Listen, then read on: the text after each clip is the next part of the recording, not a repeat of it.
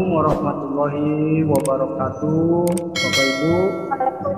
Waalaikumsalam warahmatullahi wabarakatuh. Kabar semuanya? Bu Ika? Baik, Pak. Alhamdulillah, Pak. Baik. Mari sama-sama kita berdoa terlebih dahulu sesuai keyakinan kita masing-masing. Berdoa dimulai.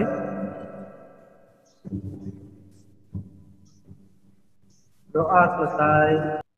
Bapak Ibu semuanya, kita akan melaksanakan in-house training atau IHT, ya, program sekolah penggerak tahun 2021. Ini yang diselenggarakan oleh Kementerian Pendidikan dan Kebudayaan. Dan ini tentunya tidak semua sekolah yang bisa mengikuti pembelajaran ini, ya, karena baru tahap beberapa sekolah saja yang bisa mengikutinya.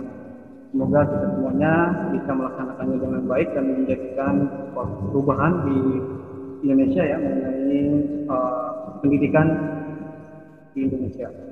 Dalam sekolah penggerak tentunya kita memahami terlebih dahulu yang harus kita pahami adalah visi pendidikan Indonesia.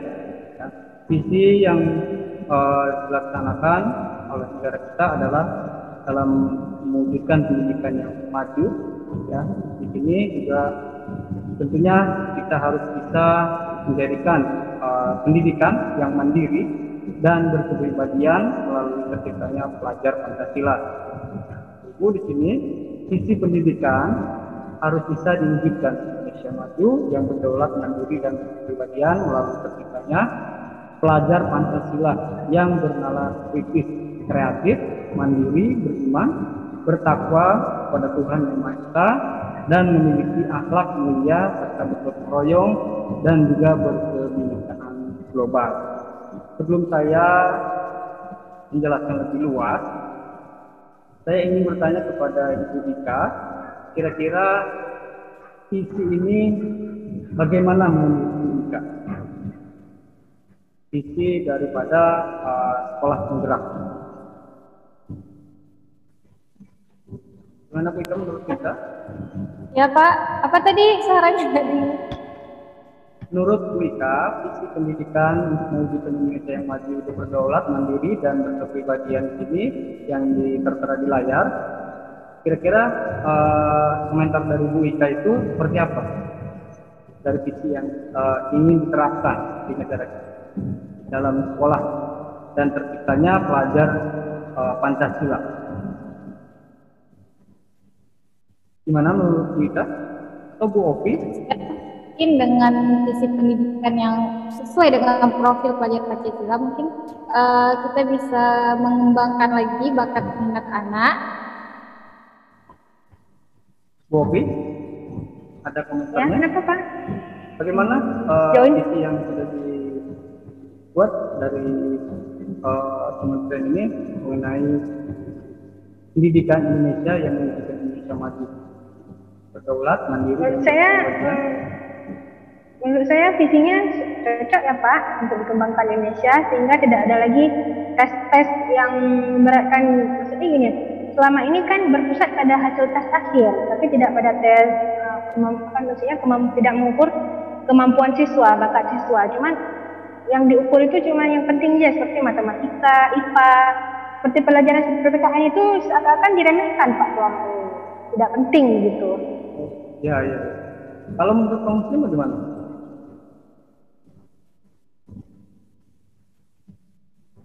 Mikrofonnya. Kalau menurut saya itu udah seperti yang dikatakan Bu Opi tadi. Selama ini pembelajaran kita selalu menghabiskan materi, tapi kita belum tentu peserta didik itu mengerti. Yang penting materinya habis, pembelajaran habis, ya udah selesai. Nilai akhirnya tergantung pada angka-angka, tidak melakukan asesmen. Ini siswa ini sudah mengerti atau belum, pembelajarannya sudah mengerti atau belum, dia paham nggak? Nah, seperti itu Pak Yadi. Kalau menurut saya harapan saya adalah ke depan kita akan selalu belajar, bukan hanya peserta didik yang belajar, tetapi kita juga belajar untuk memahami siswa, karakter siswa itu seperti apa. Mungkin dia nggak suka dengan cara belajar ngajar kita, dengan metode pembelajaran kita. Nah, itu harus kita gali. Ini ke belakang kita kan guru itu adalah raja. Pokoknya apa yang disampaikan oleh guru, siswa harus mengerti, harus menghafal, harus ini, harus itu. Sedangkan kita nggak tahu siswa ini benar-benar paham atau enggak. Yang penting angka terakhir, asesmen terakhir nilainya tinggi, oh berarti udah sesuai. Kita nggak tahu peserta ini nyontek atau kayak mana. Seperti itu Pak Edi.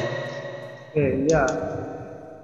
Jadi mudah-mudahan visi yang sudah dibuat ini bisa sejalan dengan sekolah-sekolah kita ya, baik di sekolah swasta maupun di sekolah. Nah, di sini saya juga akan menjelaskan bahwa visi dari pendidikan ini ada beberapa contoh daripada pelajar Pancasila ya. Nah, di sini dituntutnya supaya bisa bernalar kritis, kemudian bersikap mandiri dan beriman bertakwa kepada Tuhan Yang Maha Esa, memiliki akhlak yang mulia, kemudian memiliki sikap berkebinekaan global, ya, kemudian bergotong royong, serta bisa kreatif dalam melaksanakan pembelajarannya. Ini contoh daripada visi pendidikan Indonesia yang memiliki sikap seperti pelajar Pancasila. Ya, itu ya. Ada yang sesuai dengan di sekolah Bapak Ibu, kira-kira di sini dari contoh daripada pelajar Pancasila, bernalar kritis, sikap mandiri, beriman dan bertakwa kepada Tuhan Yang Maha Esa dan berakhlak mulia, kemudian bersikap kreatif, gotong royong, serta berkebinekaan global. Sudah diterapkan di sekolah Bapak Ibu semuanya? Sudah? Rika sudah diterapkan? Bagian Pak. Bagian. Mobi? Pak. Ya, mungkin juga ya. Mudah-mudahan semuanya bisa berjalan ya. Oke. Untuk selanjutnya,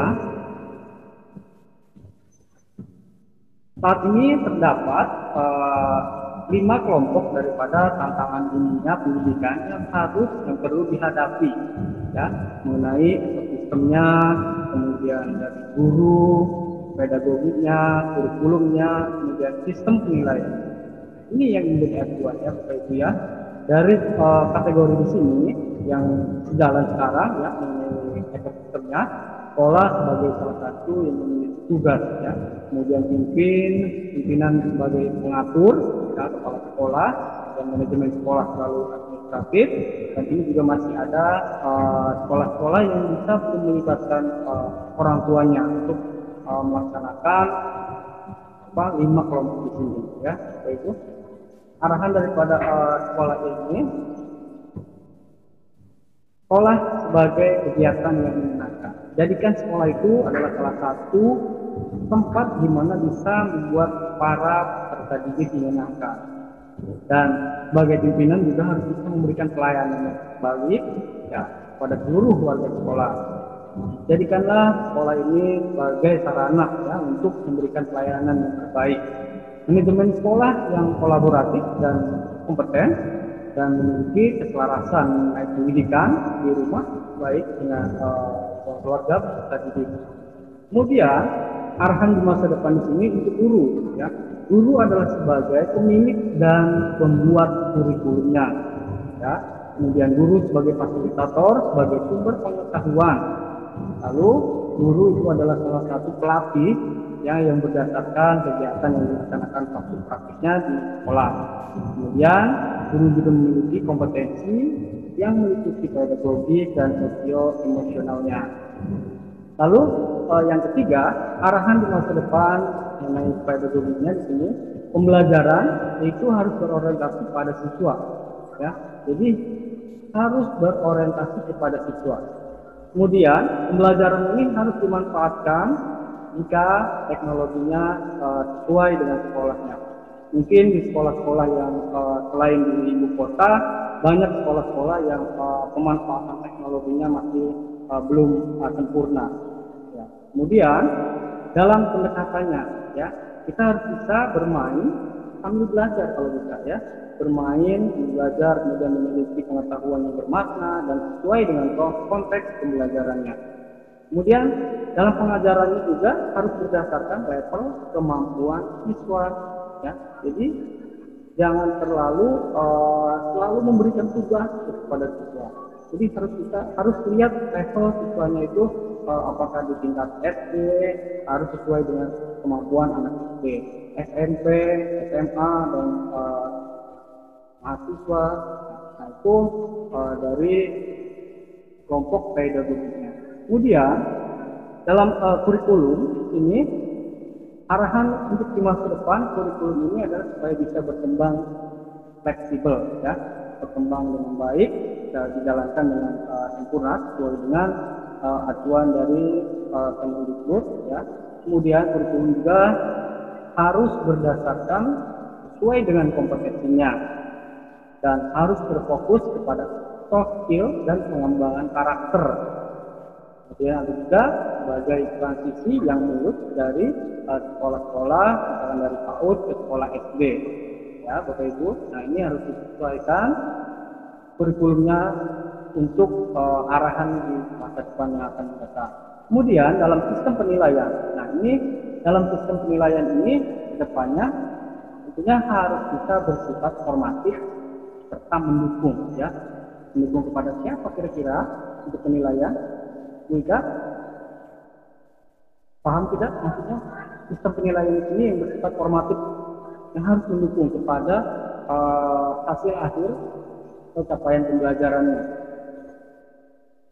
ya, harus sesuai Untuk peserta ya peserta didik. Oke Bapak Ibu, ini adalah 5 kelompok tantangan, ya, mengenai dunia pendidikan yang kita hadapi sekarang ini, ya. Ini harus kita rubah terus, ya, jangan sampai kita tidak bisa melaksanakannya sesuai dengan kurikulum sekolah penggerak.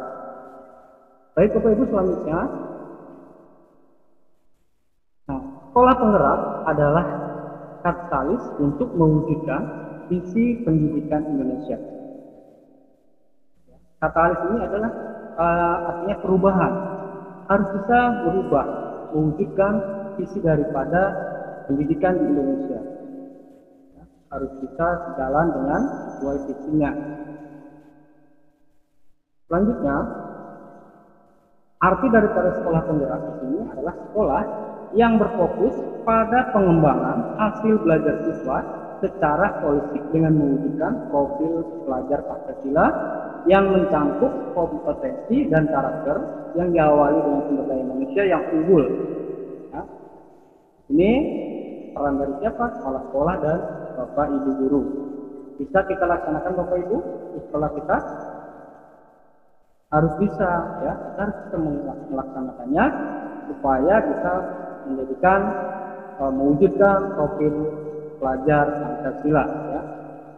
Kemudian berikutnya ada beberapa tahapan mengenai transformasi sekolah Indonesia. Nah, ini ada 4 tahapannya. Yang pertama,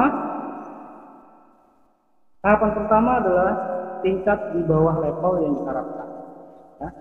Jadi hasil belajar siswa itu harus meningkat di bawah level yang diharapkan. Ya. Kemudian tahapan kedua, tingkat bawah level yang diharapkan. Yang ketiga, di level yang diharapkan. Yang keempat, di atas level yang diharapkan. Ini sudah tertera, ya, dari segi lingkungan belajar. Ya. Tahapan 1 harus bisa menjadi perundangan menjadi norma, ya, sesuai dengan aturan hukumnya yang sudah ada ditetapkan. Ya. Kemudian tahap 2 belum memperhatikan kebutuhan dan tingkat kemampuan muridnya. Ya. Kemudian 3 sesuai dengan kebutuhan dan tingkat kemampuan siswa. Tahapan 4 harus berpihak kepada murid. Nah, mengenai pembelajaran di sini harus dilaksanakan juga secara rutin, ya, dan tidak mengalami gangguan atau masalah apapun. Kemudian belum memperhatikan kebutuhan dan tingkat kemampuan murid dalam melaksanakan program dan anggaran yang berbasis refleksi diri. Ini Bapak Ibu, ya, ada 4 tahapan proses transformasi di dalam sekolah di Indonesia. Lalu selanjutnya, dalam program sekolah penggerak akan mengakselerasi sekolah untuk bergerak 1-2 tahap lebih maju dalam waktu 3 tahun ajaran. Ini ada program sekolah. Nah, program sekolah di sini harus bisa dijalankan, harus mengkolaborasikan antara Kemendikbud dan pemerintah daerah, kemudian diikuti oleh sekolah-sekolah PAUD, SD, SMP, SMA, SLB baik maupun negeri dan swasta. Lalu kondisi awal sekolahnya, ya ada tahap 1, tahap 2, tahap 3, dan tahap 4. Durasinya di sini, ya durasinya adalah 3 tahun ajaran. Jadi akselerasinya ini harus segera 1-2 tahap. Dan mudah-mudahan ini bisa menjadi lebih maju ya ke depannya dalam jangka waktu selama 3 tahun ajaran. Bisa dipahami Bapak Ibu? Rika, dua of you, mungkin. Oke. Selanjutnya ada program sekolah penggerak di sini 5 intervensi yang saling terkait dan tidak bisa dipisahkan. Ini yang pertama, pendampingan konsultatif dan asinteris, ya. Artinya di sini program kemitraan antara Kemendikbud dan pemerintah daerah, di mana Kemendikbud itu memberikan pendampingan implementasi kepada sekolah penggerak, terus didampingi kepada sekolah-sekolah yang mengikuti sekolah penggerak. Kemudian yang kedua, harus memberikan penguatan sumber daya manusianya pada setiap sekolah, baik itu penguatan kepada kepala sekolah, pengawas, penilik, dan guru melalui program pelatihan pendampingan. Jadi itu dilatih Bapak Ibu, ya. Kepala sekolah, penilik, ya. Dan ini juga harus didampingi one to one atau pelatihan, ya, dengan pelatih yang sudah mampu atau pelatih ahli yang disediakan oleh Kemendikbud. Kemudian yang ketiga, pembelajaran kompetensi holistik. Nah, di sini artinya adalah pembelajaran yang berorientasi kepada penguatan kompetensi, perkembangan karakter yang sesuai dengan nilai-nilai Pancasila melalui apa kegiatan yang diajarkan, ya, pembelajaran di dalam ataupun di luar kelas. Boleh Bapak Ibu melaksanakannya, ya. Kemudian yang keempat, perencanaan harus berbasis dengan data, ya. Manajemen berbasis pola banyak, ya. Perencanaan berdasarkan refleksi diri, ya, atau dari satuan pendidikan. Jadi perencanaan berbasis data ini adalah harus dilakukan agar tidak terjadi kesalahan baik di sekolah maupun di dinas. Lalu yang kelima, digitalisasi sekolah, ya.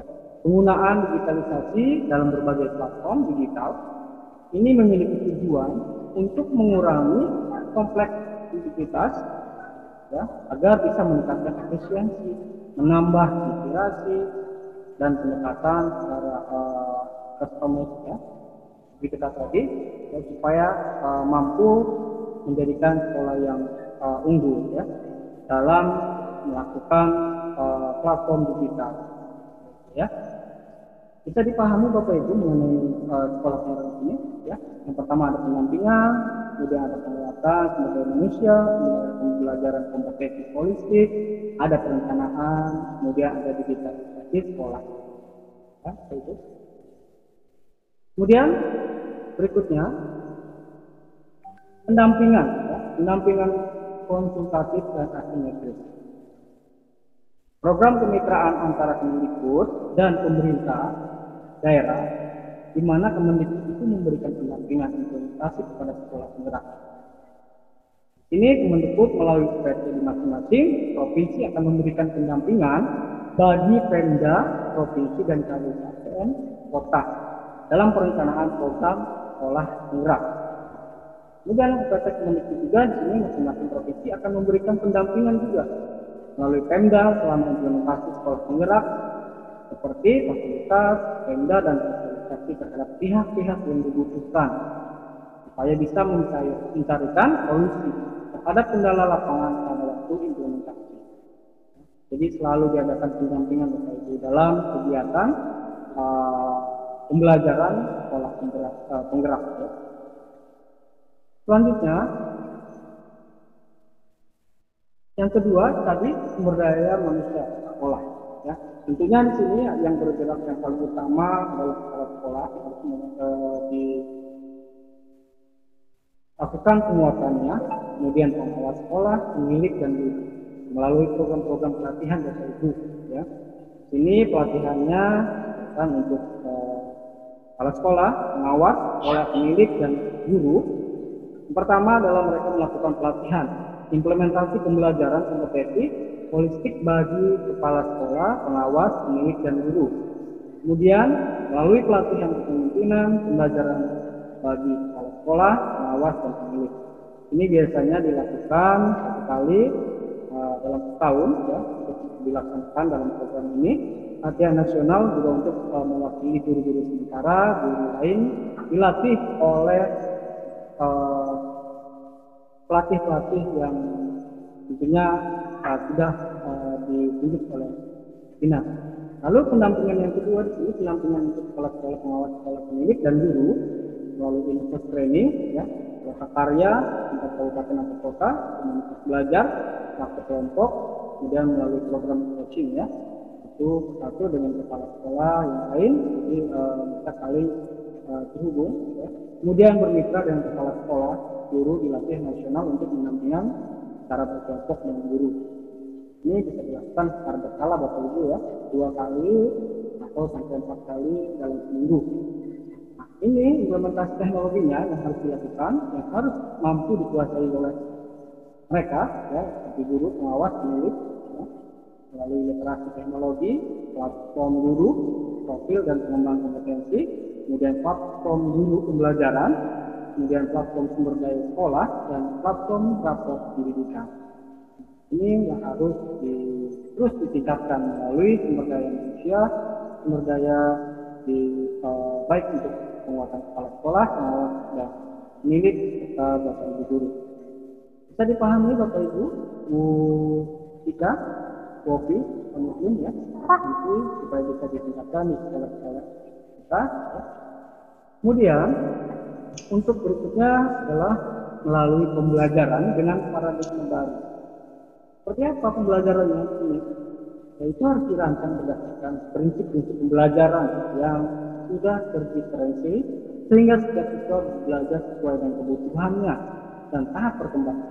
Ya, untuk belajar Pancasila, ya, ini yang memiliki sikap berorientasi pada arah kreatif, kita gotong royong, berkebinekaan global, bernarasi kritis, mandiri, dan memiliki sikap yang memiliki akhlak mulia. Di sini juga bisa dikaitkan dengan program infrastruktur, ya, sekuler, seperti pembelajaran terdeterminisasi, capaian pembelajaran itu harus disederhanakan, kemudian kita memiliki cukup waktu untuk mendalami konsep dan menguatkan kompetensi. Kemudian bisa juga melalui guru, ya, yang memiliki perangkat ajar sesuai dengan kebutuhannya, dan juga ini bisa dilaksanakan melalui program kurikuler lintas mata pelajaran berorientasi pada pengembangan karakter dan kompetensi umum, pembelajaran interdisipliner di luar kegiatan kelas. Ini juga bisa melibatkan masyarakat maupun lokal dan dikembangkan sesuai dengan isu nasional dan global. Ini adalah satu pembelajaran dengan paradigma baru yang harus kita kembangkan, ya, melalui setiap kegiatan belajar, ya, itu, ya. Lalu berikutnya ada perencanaan yang berbasis data. Ini harus bisa dilakukan manajemen berbasis sekolah, perencanaan berdasarkan refleksi dari satuan pendidikan. Nah, di sini ada perencanaan program perbaikan, kemudian ada bahan untuk refleksi diri, laporan potret kondisi pendidikan, pendampingan dari SPT dan atau pelatih ahli. Yang kelima, digitalisasi sekolah. Nah, ini penting sekali. Untuk penggunaan berbasis platform ini bisa dilaksanakan, nah, karena ini memiliki tujuan untuk mengurangi kompleksitas dan meningkatkan efisiensi, menambah inspirasi, serta memiliki pendekatan yang stabil bagi kegiatan pembelajaran, ya, baik di sini menggunakan platform, guru, profil, dan pengembangan kompetensinya. Jadi guru itu dibantu dengan satu platform tersebut, ya, agar bisa meningkatkan kompetensi melalui pembelajaran baik berbasis micro learning dan habituasi, ya. Kemudian ada juga platform guru pembelajaran, ya, artinya juga dapat dilakukan melalui pembelajaran kompetensi holistik yang tadi Bapak Ibu, dan melalui pembelajaran terdifferensiasi, ya. Kemudian platform di sini juga ada platform sumber daya sekolah, ya, yang harus ditingkatkan, harus fleksibel, transparansi, dan akuntabilitas dalam manajemen sumber daya sekolah. Kemudian ada dashboard rapor pendidikan. Ya, di sini kita lihat dalam memotret kondisi mutu pendidikan secara akurat, yang otomatis ini harus dirujuk untuk sebagai evaluasi dan pelaksanaan di sekolah kita masing-masing. Baik Bapak Ibu, sampai di sini bisa dipahami? Bu Ika, Bu Opi, Pak Muslim, ya. Berikutnya, ya. Lalu siapa saja yang bisa berperan dalam program sekolah? Di sini ada Pemda, ya, pemerintah daerah. Kemudian kita pelatih ahli, pengawas, kepala sekolah, kemudian komite pembelajaran, guru, kemudian murid. Ya. Ini adalah salah satu peran, ya, mereka yang berperan dalam program sekolah. Kemudian ada sekolah penggerak adalah bagian dari ekosistem pendidikan. Di jangka panjang, semua sekolah akan menjadi sekolah penggerak melalui 30 provinsi dan 110 kabupaten kota. Ini tahun ajaran 2021-2022, kemudian 2022-2023 akan dilaksanakan 34 provinsi, 250 kabupaten kota untuk mempelajari sekolah penggerak ini. Kemudian tahun berikutnya 34 provinsi menjadi 514 kabupaten kota yang akan mengikuti pembelajaran ini. Kemudian tahun 2024-2025 menjadi 514 kabupaten kota, jadi 40.000 sekolah. Dan berikutnya 514 kabupaten kota, jadi penambahan jumlah sekolah penggerak. Jadi setiap tahun itu harus meningkat Bapak Ibu yang mengikuti program ini. Selanjutnya, manfaatnya apa Bapak Ibu dalam sekolah penggerak?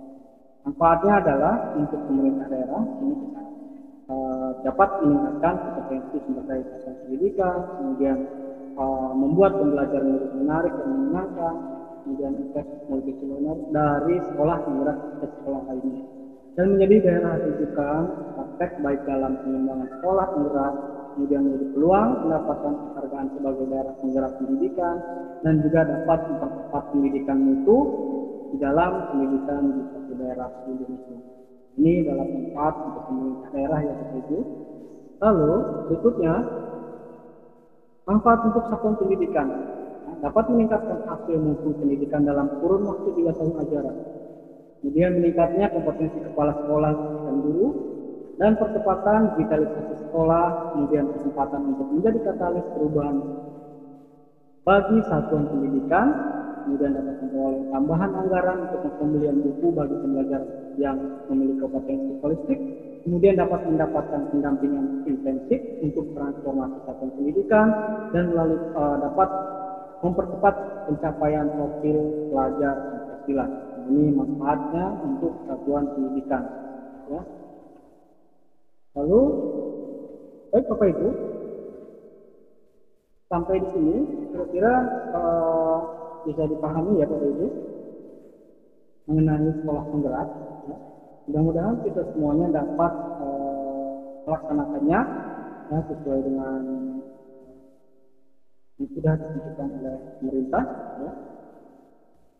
Dan ada yang ingin ditanyakan Bapak Ibu mengenai sekolah penggerak? Pak Muslim, Bu Ovi, Bu Ika, bisa dipahami? Apa? Ya, oke. Untuk meningkatkan pembelajaran sekolah penggerak, apakah ini bisa dilaksanakan di sekolah Bapak Ibu? Bisa dijalankan dengan baik? Insya Allah bisa Pak. Tapi harus diiringi dengan pelatihan-pelatihan Pak. Untuk menambah literasi kami guru-guru. Karena ini kan hal baru untuk kami Pak. Bu Ika, gimana Bu Ika? Dalam program sekolah penggerak, apakah bisa disesuaikan di sekolah Bu Ika?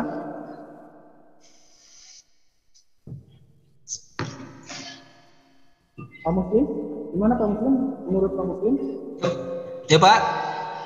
Menurut Pak Muslim, bagaimana dengan manfaat daripada sekolah penggerak? Manfaat dari sekolah penggerak Pak ya. Ya saya rasa manfaatnya sangat besar Pak. Selama ini kan kita tahu pembelajaran kita kan terlalu baku. Kalau dengan adanya sekolah penggerak yang itu menyesuaikan dengan kurikulum yang telah sesuai dengan perkembangan zaman. Kita tidak lagi seperti ke belakang seperti yang saya katakan tadi. Kita selalu tergantung pada hasil akhir dengan angka-angka. Tetapi kalau dengan adanya sekolah penggerak berarti kita kan melalui proses pun itu harus kita nilai. Seperti itu Pak.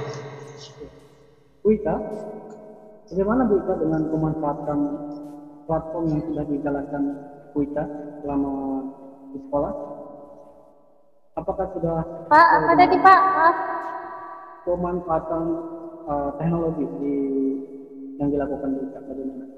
Apakah sudah sesuai dengan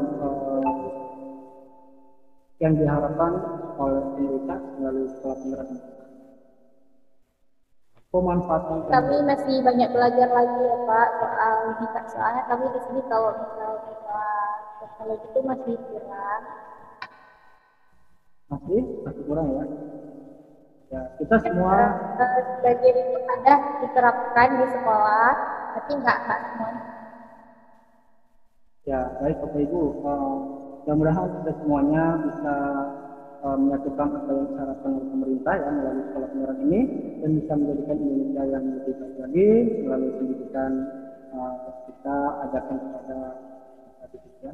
Jadi kita harus bisa memberikan pembelajaran yang menyenangkan, pembelajaran yang memberikan kebebasan yang mereka belajar kepada seluruh peserta didik kita masing-masing. Cukup Bapak Ibu, ada yang ditanyakan kembali? Kalau tidak ada, saya akhiri Bapak Ibu. Kita lanjutkan biasanya besok lagi Bapak Ibu. Oke, baiklah Bapak Ibu, itu saja yang bisa saya sampaikan mengenai sekolah penggerak. Untuk mengakhiri pembelajaran ini, kita berdoa sebagai keyakinan kita masing-masing. Berdoa mulai. Berdoa selesai. Terima kasih Bapak Ibu. Mohon maaf kalau ada kurang lebihnya atau banyak kesalahannya. Saya akhiri wabillahi saya. Assalamualaikum warahmatullahi wabarakatuh. Waalaikumsalam warahmatullahi wabarakatuh. Terima kasih Pak Muslim. Dadah Bapak, dadah Bapak, dadah.